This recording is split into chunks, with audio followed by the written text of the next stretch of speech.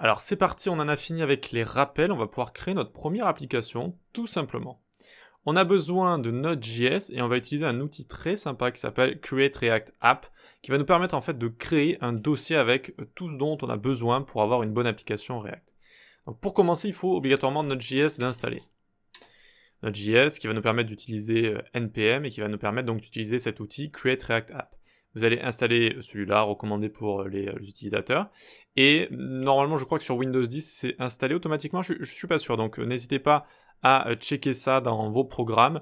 Et sinon, vous avez juste à faire cmd, vous ouvrez l'invite de commande et vous faites node-v comme ça. Et vous voyez une version, ça veut dire que c'est installé. Ok ?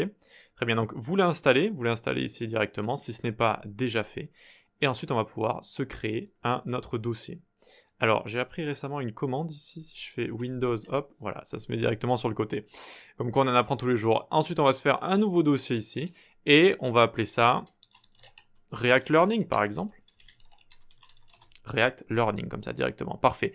Maintenant, moi, j'ai VS Code ouvert à côté, il est par là. Maintenant, je m'ouvre ce React Learning avec VS Code. Alors, je vous montre ça tout de suite. Hop, et on atterrit ici. Je suis dans un dossier React Learning. C'est tout ce qui se passe pour l'instant. Ok ? Maintenant, on va s'ouvrir le terminal intégré directement dans ce dossier. Pour ce faire, on aurait pu... Alors, je vais le retrouver. Alors, tac, hop. On aurait pu retaper cmd comme ça et nous ouvrir le terminal et puis naviguer jusqu'à ce dossier. Mais avec VS Code, c'est encore plus simple. On fait CTRL-U accent grave et ça nous ouvre, voyez, hop, un terminal juste ici. Et où est-ce qu'on se trouve ? C'est User, Enzo Pro, Desktop et React Learning comme ça, d'accord ? Sinon, on aurait pu cliquer dans Terminal ici, New Terminal également. Et donc, n'hésitez pas à faire CTRL-U accent grave pour vous l'ouvrir directement. Parfait, parfait, parfait. On a ça qui est en place. Maintenant, ce qu'on va faire en fait, on va créer une application React dans ce dossier React Learning. Parce qu'après, on s'en créera d'autres pour différentes parties du cours en fait, hein, tout simplement pour différents outils, etc. pour pas faire tout le temps dans le même dossier. Ok, donc qu'est-ce qu'on doit faire comme commande ici ? npx create react app. Et là, ce qu'on va se marquer, on va se marquer tout simplement react app comme ça, et on appuie sur entrée comme ça. Vous voyez, j'appuie sur entrée, et ça commence à mouliner, ça commence à chercher, ça commence à me créer tout ça. Donc qu'est-ce que c'est que npx comme ça ? Il faut savoir qu'avec NPM, on peut installer des paquets, donc on appelle ça des dépendances avec Node. Ça peut être des outils, vous connaissez sûrement GreenSock, la librairie d'animation par exemple. Eh bien, on peut l'installer avec npm install GreenSock, et donc on va pouvoir l'utiliser directement sur nos dossiers comme ça, au lieu d'utiliser des CDN par exemple. Ici, npx va directement exécuter ce paquet en l'installant dans les caches de notre ordinateur au lieu de l'installer de manière globale. En fait, ça permet tout simplement d'exécuter très facilement un outil. Et on a juste à faire npx Create React App, le nom de notre app, et ça nous le crée comme ça directement. Alors c'est assez long à faire, c'est pour ça aussi que je vous parle en même temps, mais j'ai pas mal de choses à dire, donc ça tombe bien. Je vais vous ouvrir ça à côté, et je vais vous expliquer un peu ce que ça fait. Donc si vous allez sur la doc de Create React App, vous le tapez tout simplement, et vous allez sur le GitHub ici, et vous arrivez sur la doc comme ça. Ça vous explique comment l'utiliser. Donc là on a fait la première étape, ensuite on va se déplacer dans le dossier qu'on aura créé, puis on fera un npm start. C'était pas très compliqué, ok, c'est pas très compliqué. Donc, qu'est-ce que ça fait en fait ? Ça va installer plein d'outils très sympas, notamment Webpack. Webpack, tac, qu'est-ce que c'est que Webpack ici ? On clique ici, bundle ça veut dire, alors on peut appeler ça un dossier, c'est un paquet plutôt, ça va créer un paquet. Mais en fait, notre dossier qu'on va utiliser avec Create React App, il va y avoir plein de dossiers, plein de petites dépendances, etc. qui servent à faire bien fonctionner React. Et à la fin, une fois qu'on aura bien développé notre application web React, eh bien, on fera un build, c'est-à-dire qu'on va construire un paquet final avec toutes les dépendances qu'il y a besoin, toutes les librairies, etc., toutes les images, PNG, JPEG, tout ce qui est CSS, SAS, JS et compagnie.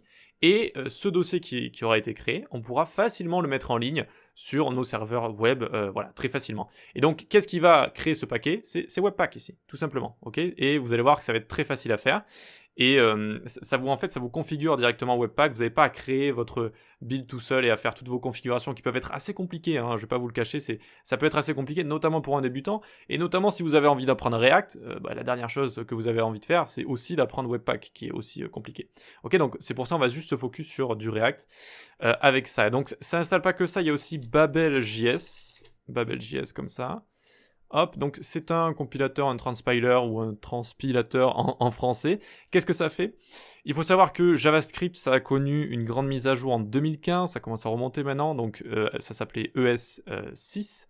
D'accord, donc c'est en 2015 que ça a eu lieu, il y a eu beaucoup de choses qui ont été mises à jour, et depuis, alors il n'y a pas des mises à jour qui sont aussi grandes chaque année, mais il y a quelques petites choses qui sont rajoutées, des petites syntaxes, des petits outils qui sont rajoutés, et donc pour bien que les anciens navigateurs puissent utiliser tout ça, eh bien Babel est installé en même temps, donc quand on va build notre application, ça va utiliser du JS en fait, qui est compris par tous les navigateurs, même si on utilise du JS moderne, qui vient de sortir l'année dernière, ou il y a 2 ans, ou quoi que ce soit, au final ça va compiler tout ça en JavaScript qui est facilement compréhensible par tous les navigateurs. C'est ça que ça veut dire, tout simplement.